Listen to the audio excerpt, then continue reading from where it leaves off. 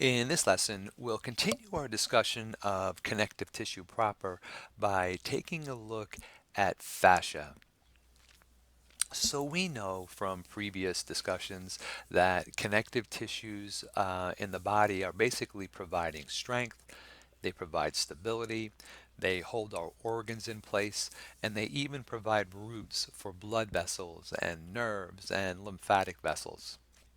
So fascia is nothing more than layers of connective tissue proper, right? It consists of connective tissue layers and wrappings, and their job is to support and surround the organs as well as other structures, right? And we know also from previous lessons that um, connective tissue proper is made up of loose connective tissue as well as dense connective tissue, right? So both of these loose and dense connective tissue is going to make up our fascia.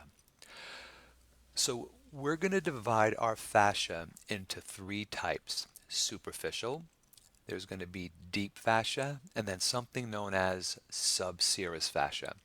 All right, the first one, superficial, is nice and easy. This is basically the fascia that separates the skin from the tissue underneath, let's say the muscle tissue underneath. And it's a combination of adipose tissue and areolar connective tissue. Now, when we get to lessons on the integumentary system, we're going to see that we call this the subcutaneous layer or the hypodermis rather than the superficial fascia, but it's all the same thing, right? Subcutaneous layer, hypodermis, right? Hypodermis you've probably heard of before. This is where they give like a hypodermic injection. Let's take a look. So what they did was here, they took out a section of this gentleman's chest wall here, right where my cursor is right here is where the lung would be.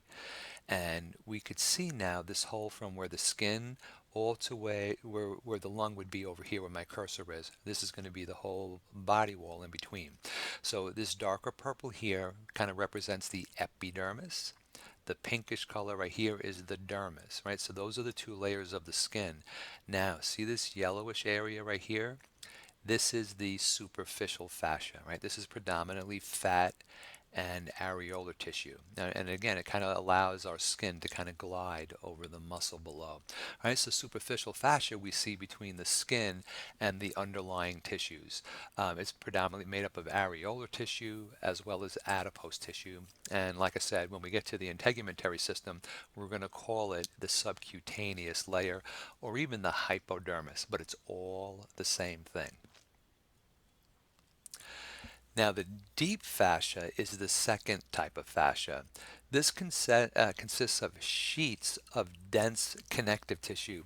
It's very similar to like plywood. If you know anything about plywood, the wood is going to be layered, but the wood runs in different directions in each layer, and that's what gives plywood its strength. Well, deep fascia is the same type of thing. It consists of sheets of dense connective tissue, and then the orientation of the fibers is going to be different from layer to layer. The benefit in the body is that it resists forces from many different directions, right? So no matter how you pull on that tissue, it's going to be able to withstand it.